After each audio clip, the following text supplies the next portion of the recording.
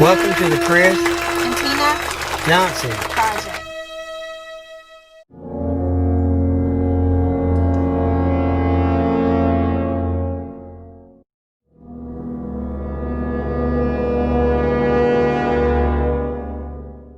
Hello everybody, hey, I just wanted to thank you all for faithfully watching and subscribing. Thank you. I'm Tina from the Chris&Teena Johnson Project, and today I just want to use the opportunity to actually say that, you know, we've always been getting these little videos in our email and you know, on Messenger, and so Chris and I decided that maybe we should feature them because sometimes they just disappear, like you can't see them anymore. Maybe they're important. We'll just feature them. So I don't really remember who sent me the video, but I remember that it's from Facebook Messenger for sure. And yeah, that's one of the deers that Chris shot. But I don't know who the man is, but he keeps talking about Manning Johnson. And what I found out about Manning Johnson is born December 17, 1908 till July 2nd, 1959, was an African-American U.S. citizen and was in the Communist Party. And he was a candidate for the U.S. representative from the New York's 22nd Congressional District. During a special election in 1935, he later left the government party and became a government informant and witness. I personally think that there's a lot that we can learn from Manning Johnson, and especially now in 2020, I think that we should listen and watch and really think about the keywords here in this video and use it to become one nation, one culture. People frown upon America because there's too many cultures, too many bloodlines, but that is the whole point of America, a new world. And let us not destroy this great dream that we can be united regardless of what culture, regardless what color, because, you know, I draw blood, and regardless of what color the skin is, blood in any culture is still red. All this talk, come on, let's watch the video. To the right person, to United States in 2020, whatever you want to call it. And this video that came to our messenger is amazing. Coincidence or not? Early as 1928, the communists declared that the racial differences among our people constituted the weakest and most vulnerable point in our social fabric. By constantly probing and straining at this one spot, they calculated that eventually the cloth could be torn apart and that Americans could be divided, weakened, and perhaps even set against each other in open combat. We mustn't kid ourselves into thinking that the communists have placed their agitators only into the black communities. They're working both sides of the street. They want hatred, violence, and bloodshed between the races, and they don't care how they get it or whom they use, even children if necessary. Here is a book that I think ought to be in every home library. It's entitled Color, Communism, and Common Sense by Manning Johnson. He joined the party as a young man because he honestly believed that the communists were trying to improve the conditions of his people. He was a dedicated communist, and eventually he rose to one of the highest ranks. But after many years, he discovered that instead they were merely planning to use his people in a bloody revolution to destroy America. And when he woke up to this, he dropped out of the party and devoted the rest of his life trying to alert his fellow citizens of all races to the true nature of the Communist Party as he knew it to be from the inside. Manning Johnson said, "Black rebellion was what Moscow wanted. Bloody racial conflict would split America. During the confusion, demoralization and panic would set in. Then finally the Reds say, workers stop work. Many of them seize arms by attacking arsenals. Street fights become frequent. Under the leadership of the Communist Party, the workers organize revolutionary committees to be in command of the uprising. Armed workers seize the principal government offices, invade the residences of the president and his cabinet members, arrest them, declare the old regime abolished, establish their own power." Now, here is a piece of vicious communist propaganda that perhaps some of you have seen. It's called The Crusader.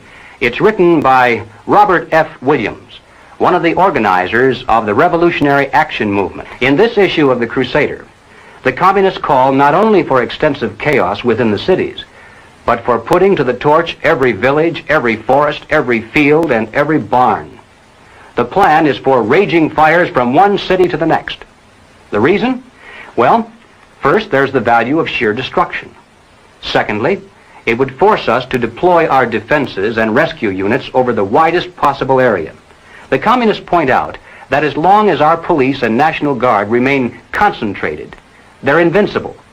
But if they can be forced to spread out over the entire city and into the countryside as well, then they can be picked off from ambush one by one. And the third value of massive fire to the communists is psychological.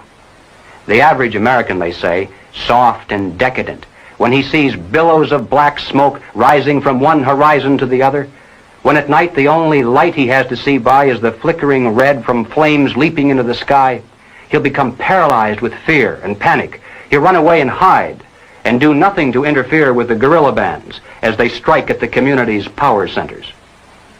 The Crusader explains how to set up sniper units in crowded metropolitan areas, how to manufacture jumbo Molotov cocktails, the gallon jug size, and how to mix the gasoline with certain ingredients to make it burn like napalm, how to pour gasoline into utility manholes in the streets to set fire to the main telephone cables, how to put sulfur tips from matches into air conditioning units and blow up large buildings, how to ignite gas mains and oil storage tanks.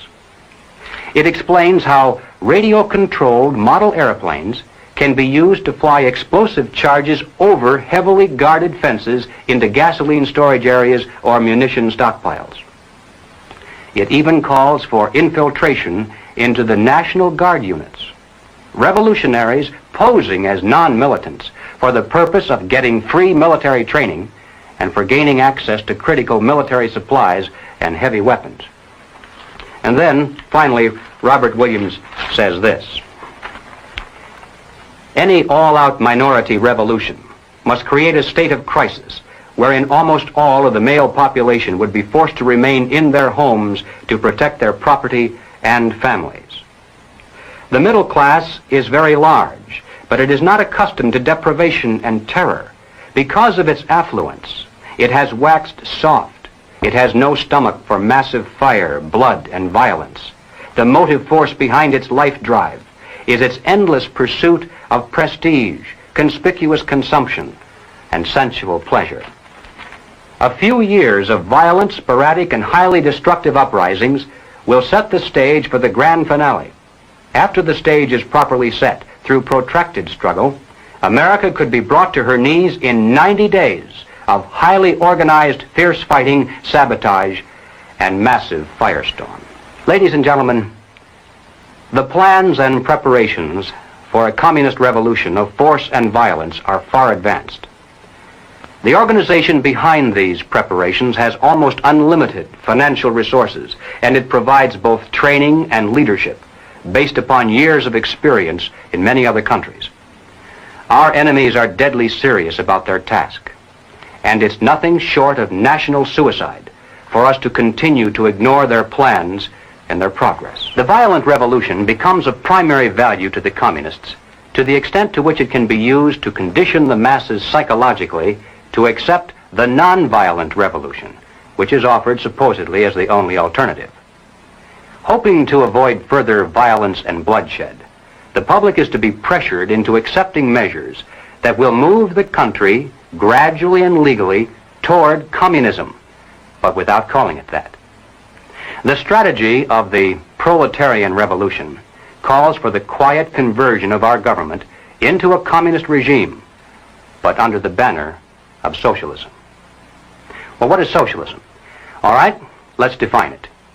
According to the dictionary, socialism is a political concept based upon the principle of government ownership and control of property, the means of production, and the avenues of commerce. Under socialism, those who run the government, and the communists are confident that in America they eventually will be the ones who do so, those who run the government will know who is to get something and who has to wait. And that represents control over human beings. What has all this to do with the communist revolution in America? Well, ladies and gentlemen, it has everything to do with it, because the building of socialism is the communist revolution in America. It represents the process whereby our country can be moved gradually toward communism without the people even being aware of it. No matter what grievance we may have, real or imagined, no matter what national problems we may face, the communists seize upon these as excuses to build socialism. They have one and only one solution for all problems: more government, and then more and more until it's total government. And forgive me for saying it one more time, total government is communism. Hey, just for clarification, just wanted to let you know that no, we are not for communism. That's, not what this video is all about. On the contrary. So we're just trying to show you that we got that in our messenger, and that is the big picture that they're trying to do eventually. So that was a little bit of information overload, but it's incredible that the information that they gave. So thank you for watching to Chris and Teena Johnson Project. Make sure you subscribe. All right. Beep.